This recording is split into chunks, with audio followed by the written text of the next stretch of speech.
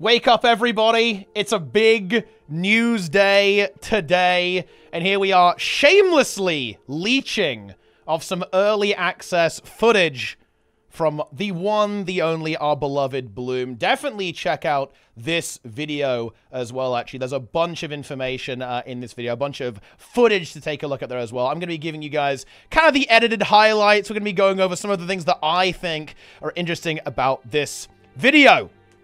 But anyway, so we have got some pretty interesting details about Janthir Wilds. I'm not going to talk about some of the story stuff that they go over here, but actually there are some story details that have been talked about as well. The big stuff we know about now is what the meta event is going to look like, or rather not going to look like. In fact, what some of the content on the open world maps is going to be. Kind of about some of the visual design, all that kind of wonderful stuff, and also the Warclaw. But actually, I want to get right into this straight away. So the really big news, in my mind, is the direction that ArenaNet is taking the open world in Janthir Wilds. So we already knew that the map was going to be very heavily exploration focused, right? And that's absolutely fine. I think that's a really cool part of Guild Wars 2's open world, you know, from stuff like Tangled Depths to like the mini dungeons in End of Dragons and the Path of Fire stuff. Love a bit of exploration. But I think there was always the expectation that the second map of the expansion was going to have the kind of the more traditional Guild Wars 2 open world experience. And yeah, enjoy this Warclaw jumping. It's quite powerful, as you can see here in the background. But here is the deal, actually.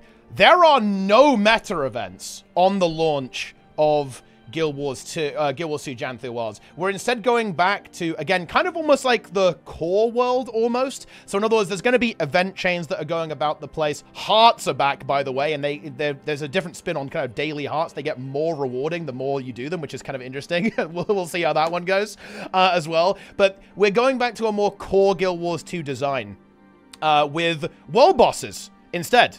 Right, we've got world bosses going on. So, for example, in the first map, we have this event that we're seeing here, where we basically fight a Coden in a sparring match. And this is actually kind of interesting, actually. There's multiple variants. You can see here, this one is called, what is this one called, actually? Yeah, this one is called the Silent Lock, right? And this is one. And then if you go over here a little bit later, we actually end up seeing a battle against a different one. This one has a pretty cool mechanic, too. I like this. It has the Matthias mechanic, so it basically picks someone up, and if you don't break the Defiance part, it like slams them into the ground and insta-kills them, which is actually pretty cool, to be honest. So it looks like this is going to be like an arena where you spar against multiple of these Coden.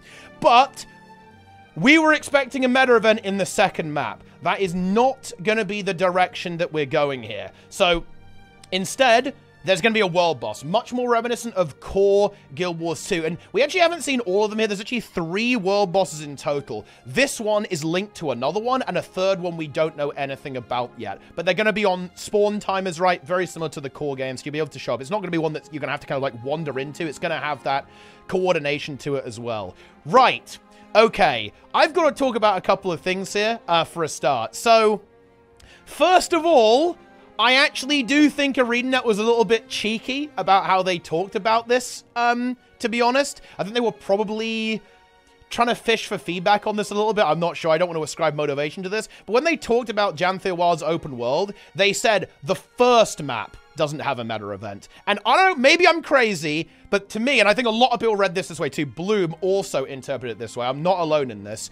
I interpreted that as the second map is going to have a meta event on it. That is, of course, not the case. And I do think Arena are a little bit cheeky for not just saying that outright. I would have much preferred them to actually say, yeah, we're actually taking a different approach to the open world. We heard a lot of feedback regarding the meta events in Secrets of the Obscure, how it really sucks where there's nothing to do on the map outside of the meta event, and how the map resets after the meta, so that kind of breaks you out of the flow if you're doing something else, right? Those are all very fair points of feedback and definitely criticisms that I would actually mirror. I'm not really a huge fan of every map just resetting all the time and being completely attached to the meta event.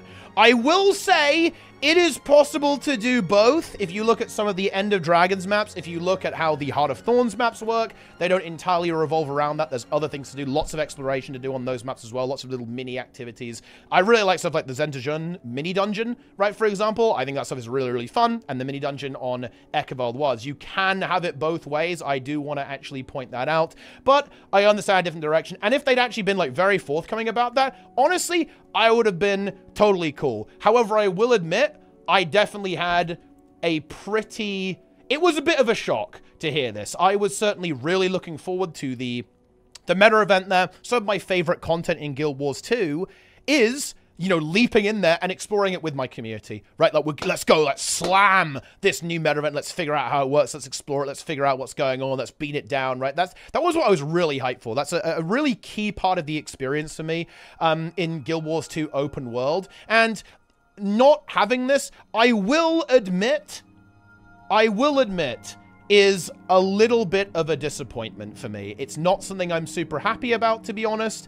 I'm hoping that they will have more of a meta event style thing going on in the third map, but I don't think that's actually a guarantee now. And I want to talk a little bit about why I like meta events too. I do think that Soto has kind of been plagued by some relatively uninteresting meta events that kind of have kind of tarnished the opinion of these, and I understand why, actually, here. I like the meta events because they kind of involve a multi-step process that adds multiple layers of playing through it as a group. You know, some of my favorite things I've ever done in this game is stuff like the Dragon Stand speedrun, where we found out, like, the best ways to do all the little pre-events, and we were all pushing together across the map. You have that kind of teamwork element, splitting up and completing multiple tasks element that I really enjoy about Guild Wars 2 open world. You know, I think that doesn't always land super well. Like, the Dragon's End pre-event isn't super great if we're being honest here. But, you know, I really like stuff like the Saitong pre-event, for example, actually, where you have to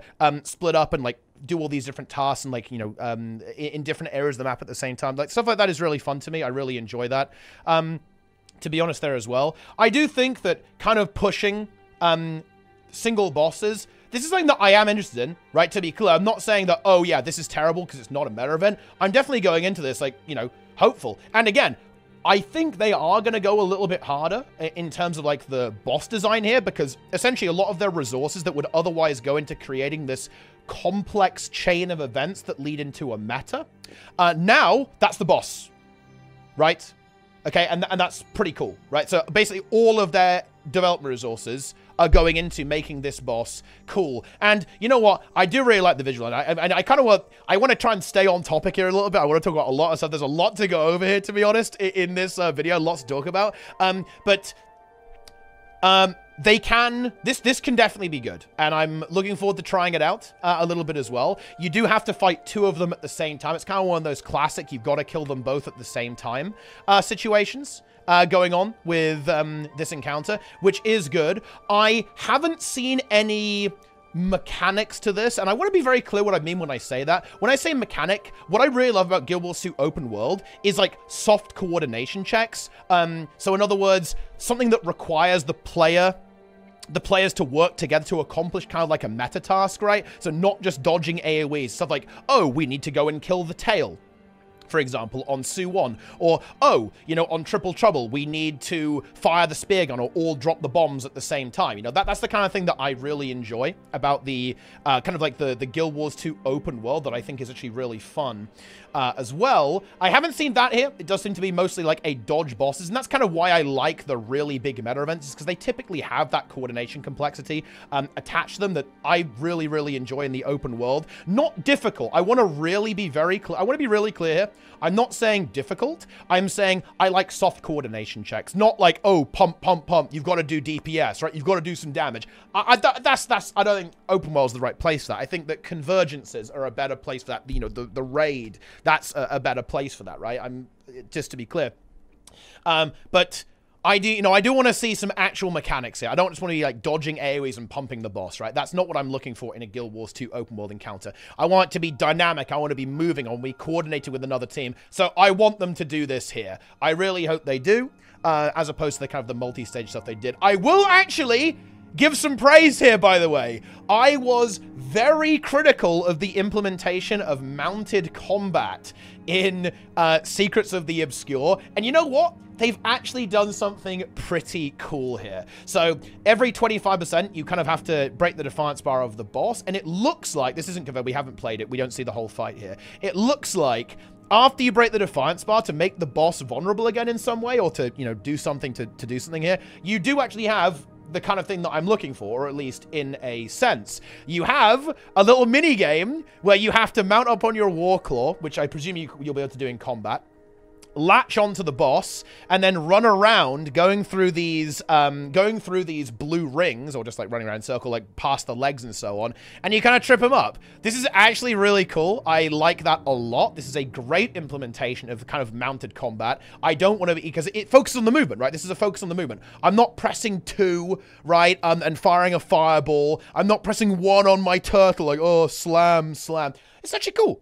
Right, you know, we're running around, we're using the movement capacity of this mount, and then we're doing something to the boss that then allows us to resume combat against this thing, right? Like, I'm actually a big fan of that. And another thing that they are doing, they kind of started doing this in Soto, and they're kind of ramping it up here. Notice these green markers. They're actually doing something that I think is really important. Other games, they do this pretty well, actually. They're introducing mechanics that you might encounter in, say, the Convergence. You might encounter in, say, the Strike missions, or rather Raid in this case. Here in the open world. So here we have a green circle, and the telegraph here, by the way, that's not just for fun. That 3-person thing indicates that you need 3 people in it.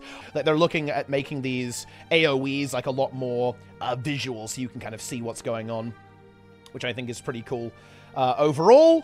And you know what? The animations do look great as well. I really like how this boss looks a lot. And I actually want to point this out, by the way. They are going with kind of like the naming conventions from Guild Wars 1. So like the name and then the something.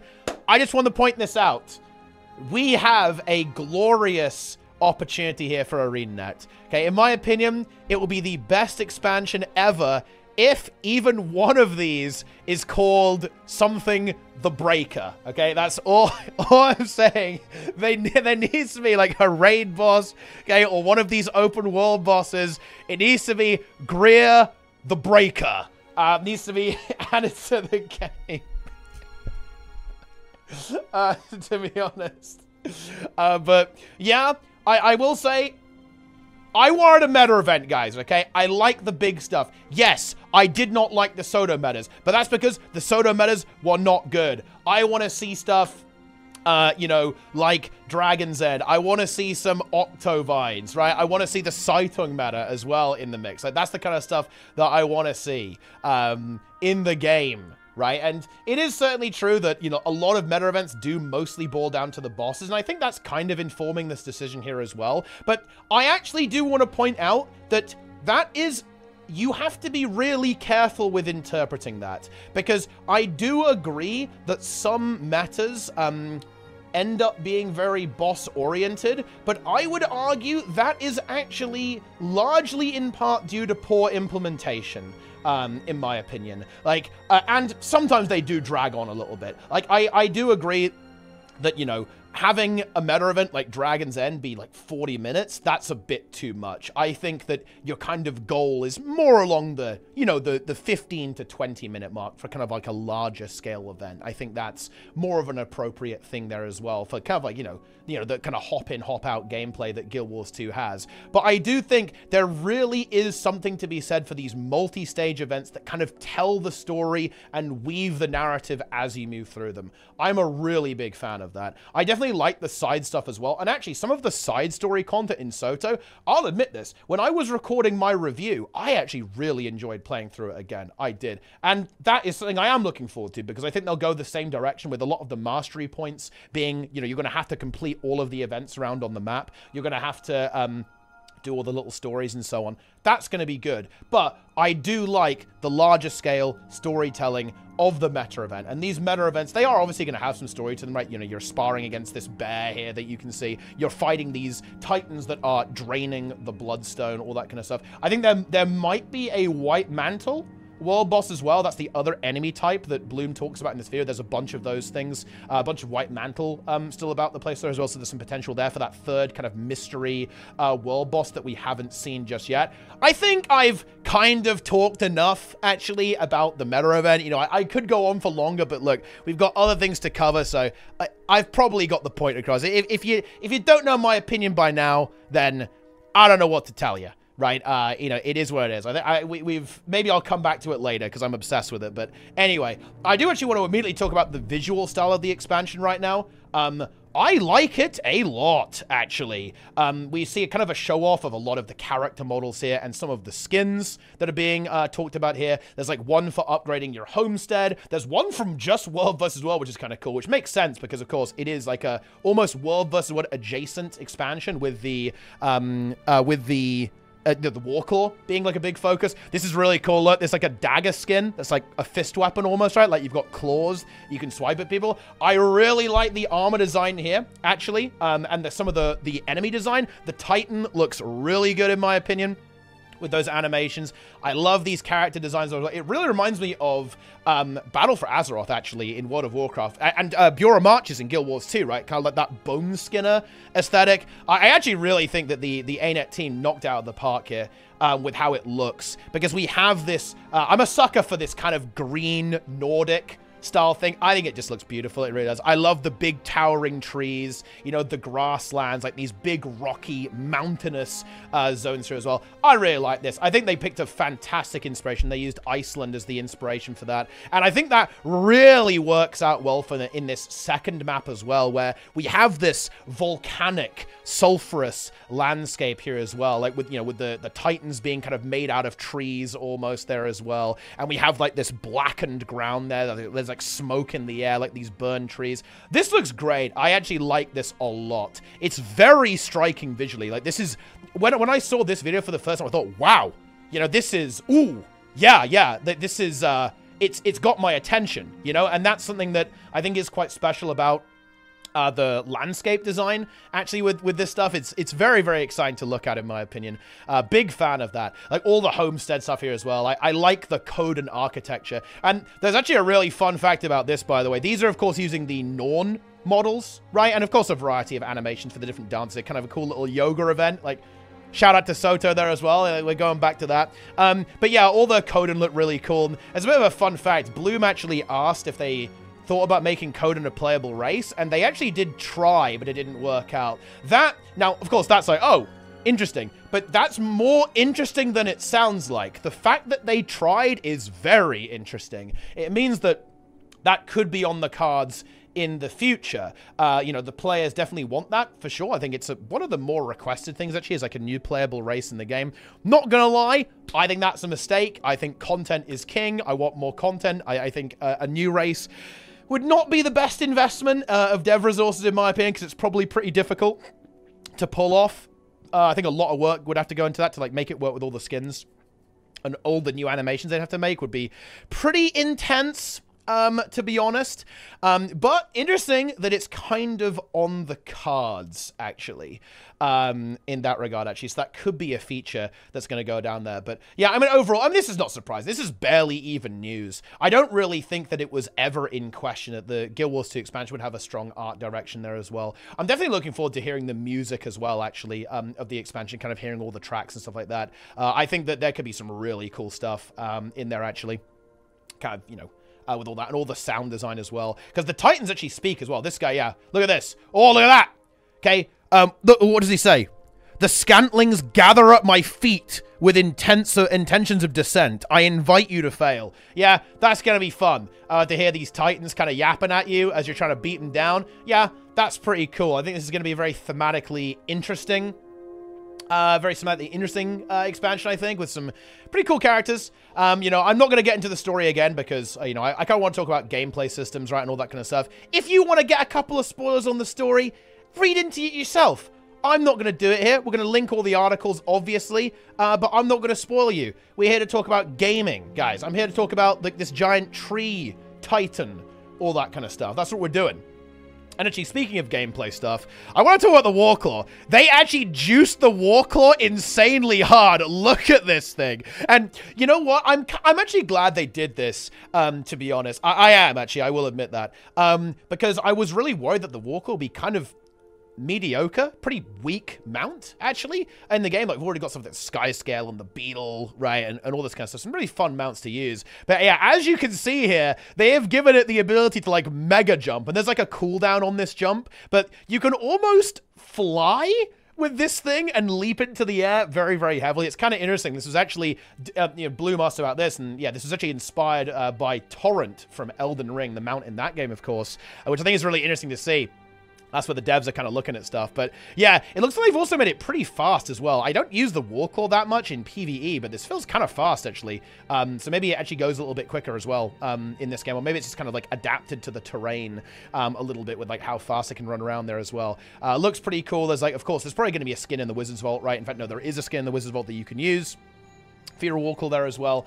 It's pretty cool, and yeah, you'll be able to kind of traverse this terrain, and there's a lot of verticality, by the way, here. If you look around, right, you can clearly see on these maps that, you know, there is some height to this, right? You can see we're on the end of this cliff, there's updrafts over there, there's gonna be a lot to climb on, and I definitely think that they really thought about making the Warclaw good, and I think they've actually succeeded here. I'd be pretty surprised if this was not actually pretty fun to kind of, like, leap around on, right? Like, all over the world on this thing. So I think this is very solid, actually, with like the way they've actually, the way they've kind of approached this, I think is pretty good with that Warclaw design there as well. So that's kind of that's definitely pretty exciting stuff, in my opinion. It is very interesting to me that this was actually, look, you can see here they censored this part of the event here as well. Like, ooh, oh, what's going on? I don't know, but yeah. Oh, yeah, I guess like kind of a final thing. We're kind of getting to the end of all the things that I wanted to talk about here with this video, actually. But some of the homestead stuff, I'm actually really happy about this. They're really leaning into it as a reward structure for the game, which I think is actually something that Guild Wars 2 really needs. Guild Wars 2 really struggles to reward its players, I think, because there's no vertical progression, so it's kind of hard to offer players something that's interesting to them, I think. But I like this a lot because it's almost like the essence of horizontal progression, if that makes any sense. And in this video, it's been confirmed, by the way, a bunch of materials and stuff you need for decorations is attached to gameplay, right? It is going to be achievements, collections, events, all that kind of stuff. That's exactly what I was hoping for. With this system, actually, is like tying it to the world, right? Like tying these items to the world. Obviously, there are going to be microtransactions. That's no surprise. This is obviously going to be kind of like the killer marquee monetization feature for the expansion as well. I have no problem with that. That's Guild Wars 2. But I'm really happy to actually hear that there's going to be stuff that's tied to the in-game, like the in-game actual gameplay, like actual, like playing the game to get stuff. There was like, yeah, look, yeah, Bloom, you left us, mate. He talks in this part of the video about how like, oh, I just disappeared for like a year. Ooh, yeah, get back on the grind, mate. Should definitely sub to his YouTube, actually. Like, he's a very, very skilled video editor and content creator. I'll probably be chatting with him later about this stuff, actually. I'm going to bring him into the mix, kind of get some juice going. I want to do, like, the interview. want to interrogate him about this stuff. Squeeze him for all the extra information. But yeah, big fan of actually how they've actually handled that with the homestead stuff. I like that. And yeah, oh yeah, I just wanted to go back to this. This is from the story, but obviously we can't see anything. Big fan of all these character designs. Look at this code, and right, look at this big boy. You know, got this crazy kind of like animal skull gauntlet thing going on here. I think they look really cool. These bears, you know, they're going to be all over the place, guys. Look, wait, Rye Lichen, dude, that's a good name. That's basically fungus, in some sense. They name themselves after fungus, guys. Here enjoying the homestead. We've got Kaith in the mix, too, as well. Ooh, spoiler alert, guys. But yeah, art direction, really, really good. Let's see, is there anything else I actually want to talk about? Hang on a minute. Here we go. Oh, yeah. We did talk about hearts, actually. Well, I kind of briefly talked about hearts, but, you know, I'm actually, you know what, guys? I'm almost gonna defend hearts a little bit here, actually. Just a little smidge of defense. So I think one of the interesting things that's coming back here are these hearts. We can kind of see it on the video here. So this is a different spin on hearts. So they're going to be repeatable, but instead of just being like the same reward every time, you mostly use it to like funnel into achievements and stuff, like for, you know, making Aurora and stuff. They're making them more rewarding each time you do them. So I assume if you know, you can like build them up over time and you'll get like, you know, more loot when you go back to the repeat them. Here's the thing. This expansion is all about, in my mind, exploration, not necessarily playing in really big squads. It's about just doing some chill content and playing. I actually think hearts can be good for that, and making them rewarding is actually pretty cool. You know, I was thinking about this the other day, actually. If you don't really like meta events and you'd rather just kind of go out in the world and play stuff, rewards are kind of mediocre, unless you're doing stuff like fishing, right? It's not great. Like, it's weird, actually. And considering that Guild Wars 2 is a game where players aren't necessarily, like, wanting to do that all the time, I think the majority of players do enjoy that type of content, but I think, you know, where Path of Fire really did fall down a little bit is it didn't bring that kind of replayable, explorable content, if that makes any sense. I think Hearts are an attempt to actually do that, to be honest, and I don't hate it, actually. I think when people go, oh man, Hearts, I can't believe I have to do this, I view that as an implementation issue, not an issue with the system themselves. Think about the Hearts that suck, right? It's the ones where it's like, why do I have to do this 20 times?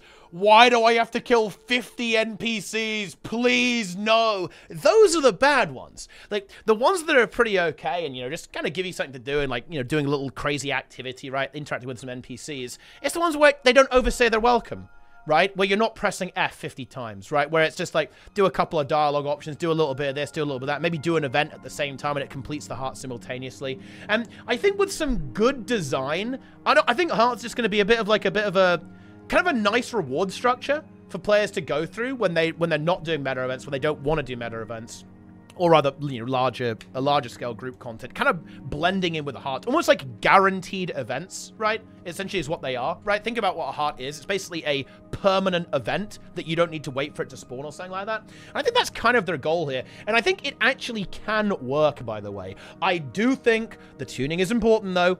They can't make them overstay their welcome. The rewards should be good as well, obviously. And I like the idea that they kind of build up. That's kind of cool, right? You know, it's almost like reputation, right? You're building your reputation with the Coden, right? That might be analogous to other games where you build up a rep with a particular faction, and then they like you more, and they give you more rewards and stuff. And that's kind of thing what they're trying to go for here a little bit.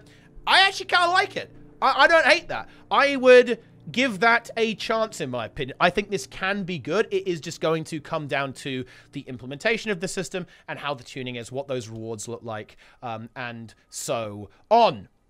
All that kind of good stuff. But yeah, I think that's kind of basically most of my takes on this. This is a very well put together video, by the way, guys. I really cannot recommend it enough. Like I said, I did not go over some of the story stuff that we're talking about here. I'm not going to do that. And of course, not every single detail. And you don't get to hear Bloom's wonderful Australian accent. So I'd highly recommend checking this out for the full details there as well. Like I said, all this and the articles that we're going to talk about are actually kind of, you know, kind of linked. They'll be linked there, guys. You can go and look at them.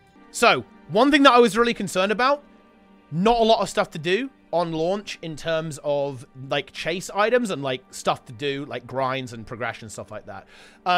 So, this was talked about in this video a little bit, actually. So, the main thing is going to be homesteads, basically. That's like a lot of where the reward structures are. That makes sense. But there are actually a couple of collections that you can actually get started on for the Legendary Spear. And maybe even the Legendary Backpack, which is actually pretty cool. I'm not gonna lie, Legendary Spear should have been on launch, guys. This is still, in my opinion, an unresolved issue with the Guild Wars 2 expansions. Maybe that's just kind of the way this is going to go right now. I am feeling that the launch is lacking. It's lacking on content, in my mind. I wanted that spear to be on launch so we could go for it immediately. That would have been really, really cool. Kind of figuring it out and, like, discovering it day one. That's not going to be the case. But there will be a couple of collections that you can kind of get started on. A little bit like how Soto was. I hope it's a bit more in-depth, though. I actually found the collections in Soto to be relatively mediocre. It was a little bit less focused on kind of like the exploration and like telling you a story. It was more of like a checklist in Soto. But again, I am expecting some polish and improvement to that, if I'm being honest here, because... again, from what we see here, they have very much iterated on Soto, and it's looking to be a significantly improved version of the model that we saw them start to develop. So I would actually be relatively optimistic about some of that kind of quality being better here, actually. I think we're probably in for a similar quantity of content, if that makes any sense, but I'm actually expecting the quality to be significantly higher, which was where Soto really crumbled. Is that there was content in that expansion, but it was not up to the usual standard that we've come to expect from the designers at Guild Wars 2. And I'm certainly expecting it to be a bit of an uptick, actually, compared to what we got with Soto there as well. I think that actually is just about it. There's obviously some more information out there, but I don't think I need to ramble on any longer. I do actually want to... I don't want to read you this quote from .esports, actually, which I did find particularly entertaining. It could be a holdover of Guild Wars 2's aging combat system, but the fight did feel distinctly messy compared to other MMOs. Guild Wars 2 isn't really about the combat, though, so if Guild Wars other systems hold up, that's good enough for me. I just found that mildly entertaining. Interesting perspective on the game, guys, in that regard. That's content, guys. It is content. But, I mean, I guess that's just the way it goes, guys. It is what it is, my friends. It is what it is. But yeah, I think that'll actually just about sum it up. That's going to be the news, I think. We've gone through just about everything. Nice T-pose there from the Titan. Definitely let me know what you guys think. Do you want to see a meta event? Did you not want to see a meta event? Did you want to see like a hybrid, a little mixture in between? I don't know. Okay, let me know what you think, gamers. As always, hope you've enjoyed. And I definitely want to say, I've been shamelessly leeching from Bloomer. You got to check that video out. You got to give it a like. You got to give it a thumbs up. You got to leave him a comment as well. Okay, for absolutely sure. I'm sure we'll be hearing from him a little bit later anyway. But yeah, that's going to about do it. More content to come. And also, get ready. I'll probably talk about my plans for the expansion launch a little bit in like a little mini video, actually, because it's going to be degenerate. We're doing it day one with the Zero to Hero. We're maxing it out. We're beating everything. We're finding everything about the expansion. I guess I kind of told you now, but well, look, I'll tell you again later on. We've got to get that reinforcement so everyone gets it. Nobody misses it. But anyway, that's going to do it for now, my friends. Thanks for watching. Hope you enjoyed. And of course, follow, subscribe, hand over your money, and I'll see you next time. Yeah.